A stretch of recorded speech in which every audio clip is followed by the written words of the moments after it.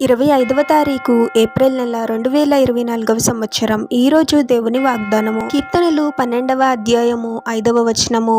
రక్షణను కోరుకొని వారికి నేను రక్షణ కలుగజేసెదను.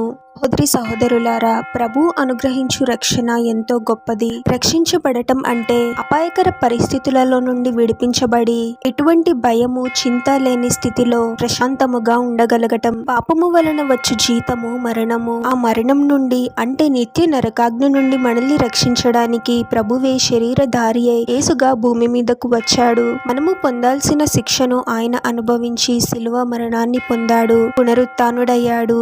ఎవరైతే వారి పాపముల నిమిత్తము పశ్చాత్తాపపడి ప్రభుని రక్షకునిగా అంగీకరిస్తారో వారి పాపములు క్షమింపబడతాయి. వారు పరిశుద్ధపరచబడతారు. నిత్య నరకాగ్ని నుండి తప్పించబడిన వారే ఎటువంటి ఆందోళన చింత లేని ఎంతో ప్రశాంతత నెమ్మది సంతోషముతో నిండిన పరలోకంలో వారు ప్రవేశించగలుగుతారు. నిత్య జీవాన్ని పొందుకుంటారు.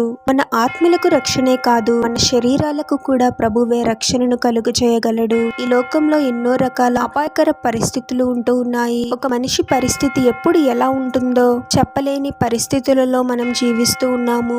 ఏదో భయము శ్రమ ఇబ్బంది మనల్ని కలవర పెట్టాలని ప్రయత్నిస్తూ ఉంటాయి. కానీ ఎటువంటి పరిస్థితులలో ప్రభుపై ఆధారపడి విశ్వాసాన్ని కలిగి ఉంటారో వారు వారి జీవితాలలో ప్రభువు అనుగ్రహించిన రక్షణను చూడగలుగుతారు. ఆందోళనకర పరిస్థితుల నుండి తప్పించబడిన వారే ఎటువంటి భయము ఆందోళన చింత లేని నెమ్మది కలిగిన జీవితమును జీవించగలుగుతారు. మన చుట్టుప్రక్కల పరిస్థితులు ఎంత ఆందోళనకరముగా ఉన్నప్పటికీ ప్రభు యొక్క రక్షణ మనలో నెమ్మదిని ప్రశాంతతను ధైర్యాన్ని కలిగిస్తుంది. ప్రభువు అనుగ్రహించే రక్షణను మనం పొందుకునే వారముగా ఉండాలి. ప్రార్థన. పరిశుద్ధుడైన యేసుక్రీస్తు ప్రభువా, మీ పరిశుద్ధమైన పాదాలకు వేలాది వందనాలు స్తుతులు స్తోత్రాలు చెల్లించుకున్నాము తండ్రి. మరొక నూతన దినములోనికి మమ్మల్ని క్షేమంగా ప్రవేశింపచేసిన దేవా మీకే స్తోత్రం ప్రభువా. మా పాపముల నిమిత్తము మరణించాల్సిన మమ్మల్ని రక్షించడానికి మీరే శరీరధారి అయి వచ్చి మేము పొందాల్సిన శిక్షను మీరు అనుభవించారు ప్రభువా. నిత్య నరకాగ్ని నుండి మమ్మల్ని తప్పించి మాకు రక్షణను కలుగజేశారు తండ్రి.